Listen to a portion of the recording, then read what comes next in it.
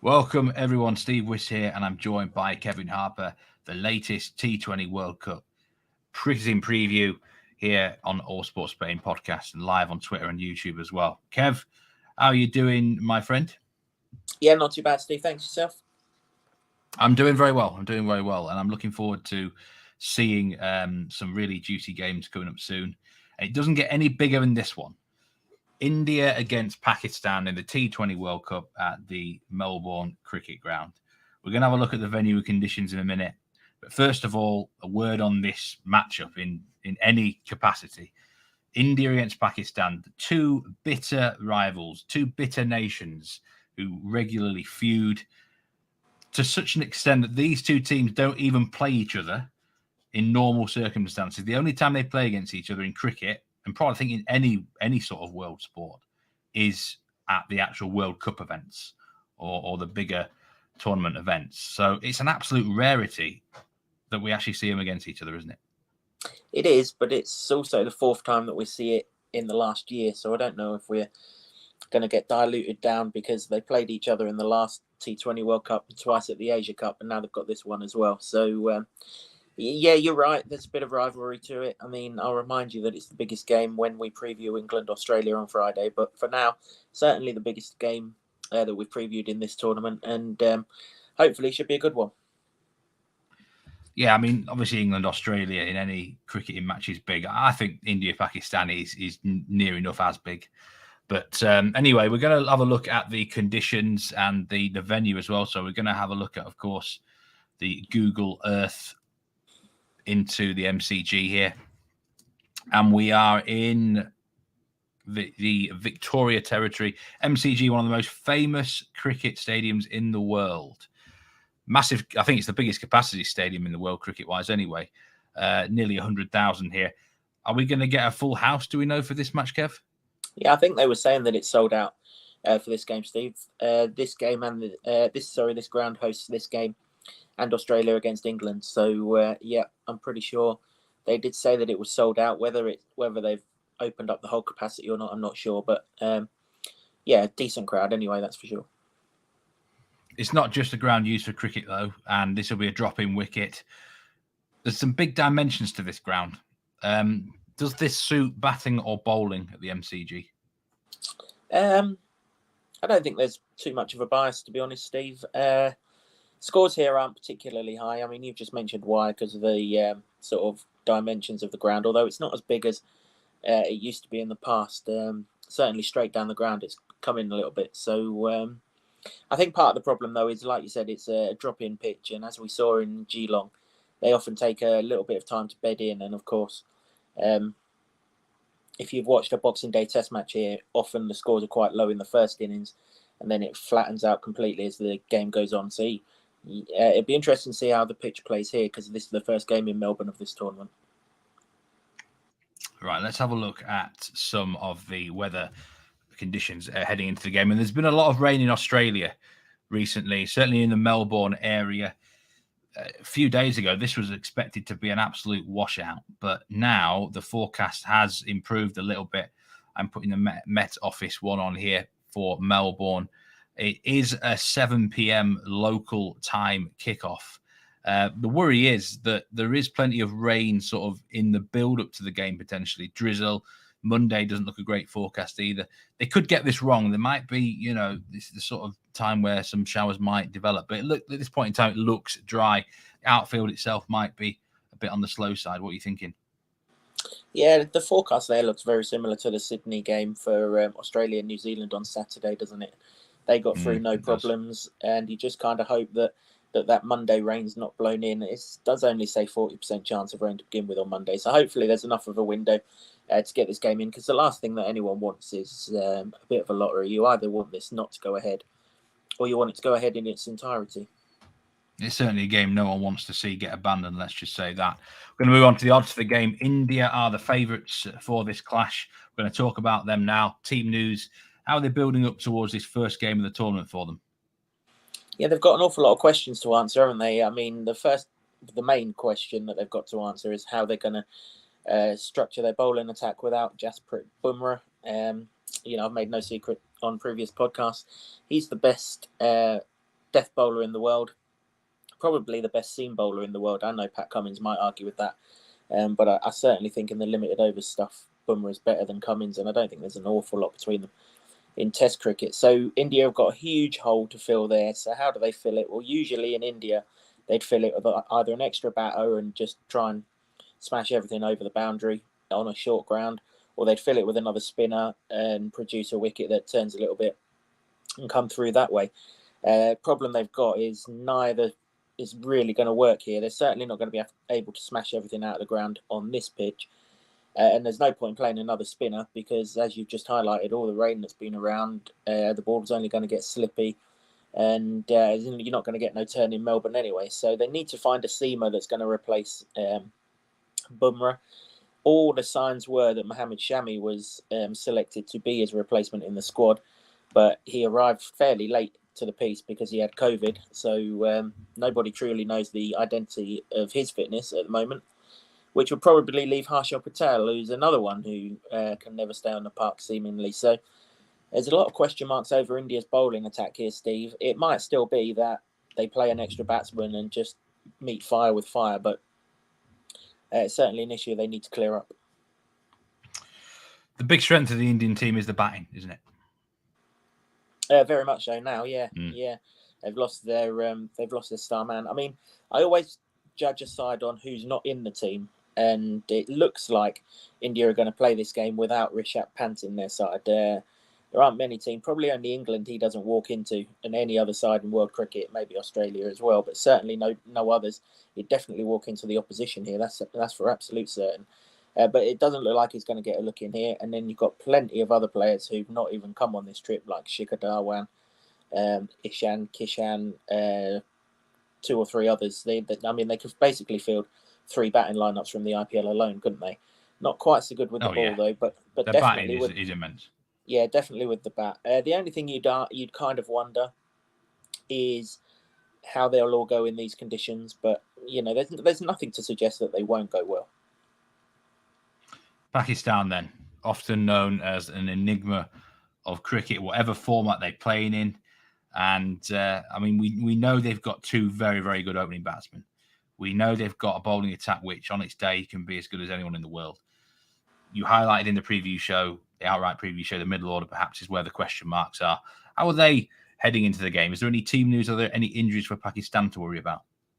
There was an injury doubt over Shan Masood, who apparently took blow to the head in training, but he's been past fit and everything. I don't know if that's a good thing for Pakistan or not. I highlighted him as an issue when we spoke about them in previous podcasts. Fakhar Zaman is definitely not fit, so he's been ruled out, but he hasn't been playing recently anyway. So, but the main thing from a Pakistan perspective, it looks like Shaheen Shah Afridi's fit, looks like Haris Rauf's fit, and then they can basically pick and choose their bowling attack around them too. Let's get on to the betting for the match then. And I'm delighted to say that you have stuck your neck out here. You're not staying on the fence for this one.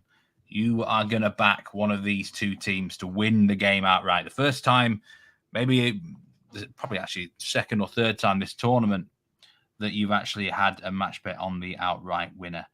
So which team are you going to be backing to win this game, Kev? Yeah, I think Pakistan win the game, Steve. They've won 2 of the last 3 over that period of the last 12 months. I mean, in this tournament last year, okay, it was in the UAE, but they won by 10 wickets. So they didn't just win, they won by an absolute landslide. The 2 games in the Asia Cup, also in the UAE, they were a lot closer. All 3 games won by the chasing side, but don't read too much into that because that's all due and condition-based out there. There isn't going to be any due here, so you don't need to worry too much about that. And that's another reason why I fancy Pakistan to win the game, Steve. The toss isn't going to be that essential. The team that plays the best on the day will win. I like Pakistan. I like the way they've gone about their business in the build-up to this tournament. That T20 series that they played with Bangladesh and New Zealand, the form of that's already working out when you look at how New Zealand did on Saturday. Pakistan won that tournament. So that in itself is a massive form boost. And they didn't have Shaheen Shah Afridi in that tournament either. They didn't have Shaheen Shah Afridi in the Asia Cup. And he will be back here now. And for me, he's the best opening bowler in world cricket, bar none. So that's a massive boost. And I just think there's enough in this Pakistan middle order, particularly against an Indian side that are largely going to be made up of slow bowlers and spinners in the middle overs. There's enough in the Pakistan middle order to get the job done. The thing is here, and I'm a big believer, and I'm sure I'll mention this in many a podcast as we go along. Bowlers win T20 matches. Everyone makes out that it's the batters. It's not. It's the bowlers. The best bowler in attack, or the team that bowls the best on the day, 9 times out of 10, probably even more than that, will win the game of cricket. These two bowling attacks, they're worlds apart without Bumrah in the Indian side. Pakistan are strong. What it means is that Pakistan could put up a pass score and they'll defend it with their bowling attack. India can't do that. I can't see India winning this game if they don't absolutely smash the runs. And I just don't see them doing it against this Pakistan attack. So definitely Pakistan for me. And another bonus that Pakistan have got on their side, Haris Rauf, one of their key bowlers. I've mentioned him a few times already. This is his home ground in the Big Bash, so we'll know exactly what he's doing. And you're not just predicting him to win, you're backing him to win at 2.62. It's a 3-unit selection with Bet365, is that correct? Yep, 3 points. Bet365, 13 to 8. There's no way the chasm between these two sides is that big, even with Bumrah. So without Bumrah, it's definitely a lot closer. You have got a second bet for this game, and it's in the performance market. It's on a Pakistan player. And performances, it's at Bet365 here. 1 point for a run, 10 points for a catch, 25 points for a stumping, 20 points for a wicket. And we only need to get over 28.5 performance points for Nawaz, the Pakistan player. Yeah, we need to get a klaxon for this 3D cricket and Malaki, don't we? Because here's another one. Yeah. He's going to bowl his 4 overs of spin, but that's not necessarily a bad thing. He'll bat. Amazingly enough, he's the only left-hander in this Pakistan batting order other than Shan Masood. Other than Fakhar Zaman, and he's not playing. So that in itself is crazy. So basically what he does is he'll float in the order. So whenever the spin comes on for India, he will float so that there's always a left-hand, right-hand player in the at the crease for Pakistan, so that they can target if there is a short boundary or if a spinner is turning it one way and not the other, then they can always target that particular spinner. So he's most likely going to bat. The only way he wouldn't bat is if we have a repeat of last year's T20 World Cup game where Babar Azam and Mohammad Rizwan just batted the entire innings out, and Pakistan won by 10 wickets. That's actually happened recently. They did the same against England in Pakistan last month. They chased down 200 on their own, those two. So there is a situation where he can't bat, or doesn't bat rather, but he might not need to, because these two have played twice in recent times. He's played against India twice in recent times, both at the Asia Cup. In the first one, he took 3 for 33 with the ball. He only scored 1 run, but he took 3 for 33. In the second game, he scored 42. He took 1 for 25, and he picked up 3 catches. So when I say that he's a 3-dimensional cricketer, that second game particularly shows it. 42 runs, 1 wicket, 3 catches. That's 92 points. That's a landslide compared to what we need here. But even in the other game, he scored 61 points. So I like him a lot. He took wickets in that series out in New Zealand before this tournament, so it's not like the pitches are a problem for him. And someone's going to have to go from this Pakistan attack, you would think, particularly if the 2 new ball bowlers really have their way. So someone's going to have to go for a mo, and we might get a cheap wicket for Nawaz. But however he covers this, whether he covers it with an average day with bat, ball and in the field, or he has a strong day with bat or ball, as we've seen throughout this tournament so far, these low lines keep getting covered. Yeah, you can get the points in so many different ways. Nawaz over 28.5 performance points. 3-unit pick there at Bet365. We're going to go into the top batsman market now. And we're going to start with the Indian top batsman market, because you've got a bet in here, Kev. And you're going with quite a big price. Who's your man? Yeah, Dinesh Karthik. He's 16 to 1 on that page. You can actually get 20 to 1 at Bet Victor. Yeah, 20 to 1 at Bet Victor. Yeah, not overly sure why their odds haven't popped up there. What numbers are you going to be batting at, do you think? Well, I mean, if this is a full 20 over game, he'll probably bat at 6. If it's not, and it's shortened, he might even go up the order, and maybe someone like a Kohli, who's not a slogger, maybe he'll come down the order a little bit. But he's changed his way in the last season or two, Steve. He identified that India don't have a finisher. Funnily enough, they've come across 2 others since he's changed his role. But he now sets his stall out to be the finisher, and he's kind of done that for the last 12 months, really. That's why he's going to be in the team, and Rishabh Pant isn't in the team. Pant bats higher up the innings. And that's the role. So if the 2 new ball bowlers for Pakistan, Afridi and Ralph, if they get stuck in and the spinners keep it quiet, then someone down the order could well top score for India in this game, even in a 20-over game. Obviously, if it's a shortened game, then happy days if Kartik does move up the innings. I just think there's enough wiggle room that Kartik's a bit big at 20-1, because there are no guarantees that this India side is going to hit the ground running with the bat. They certainly didn't last year in conditions that we know suit them. So in conditions that we're not sure, and they have had a 1 warm-up game against Australia, but I mean, hey, what can you judge from that after Saturday? There's no guarantees that they hit the ground running. You only have to look at the England game. No England batters really got going, did they? So and indeed that Australia game as well. So there's an awful lot of top scores coming from the middle order in this tournament, Steve, and I'll pay and see if there's another one here. 20-1 just for 1 unit. Well worth a little go. We will have a look, as always, in the top Pakistan batsman market as well. And the favourites, no surprise to see Mohammad Rizwan and Babar Azam there at the top. They're the 2 that get so many runs for Pakistan in this format of cricket, and it's really quite difficult to pick between the 2. I'm guessing if you had to suggest someone, it would be there. Yeah, I mean, it's highly unlikely that one of those 2 don't score well. Usually if one fails, the other one makes sure that he bats the innings through. And obviously, as I said, there's no Bumrah to run through the top order. I mean, the one thing that you could do is I've just highlighted that Nawaz will bat at some point. I mean, it might be worth taking a chance that he sort of comes up the order early doors. But even then, as you can see, he's only 14-1. It's not, it's not extreme value considering the doubt that he might not come as far up the order as you might need him to. And also, those 2 openers, it's very, very rare that one of them don't make 40.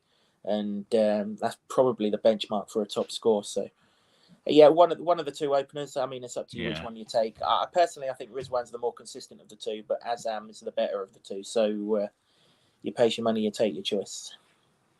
You certainly do. Well, let's have a recap then of the bets for this game. 3 bets, Pakistan to win at 2.62, 3 unit selection. Nawaz performance over 28.5 for another 3 units, and Dinesh Karthik top Indian batsman at 20-1 for 1 unit. So looking forward to such a great game. I'm a bit disappointed. I'm going to be out for most of the morning, so I'm going to miss this action live. But a sensational game. Hopefully the 2 teams produce a cracker, and hopefully we can get some juicy winners out of this one, Kev. Yeah, I'm on the Sky Plus as well, Steve. I'm also out tomorrow for an equally as important rivalry. Hopefully we've got some winners there. I've had a frustrating few days. It'd be nice to turn it around here. Do check us out on the socials on Twitter. We've got 4 accounts to follow: at ASB Pod, at Kev's Hat, at Me Man Soccer, and at Kev's Hat Sports Bets. And do check out Kev's website as well, kevshatsportsbets.com. We are previewing every single T20 World Cup game, or attempting to anyway. All the big ones will be here.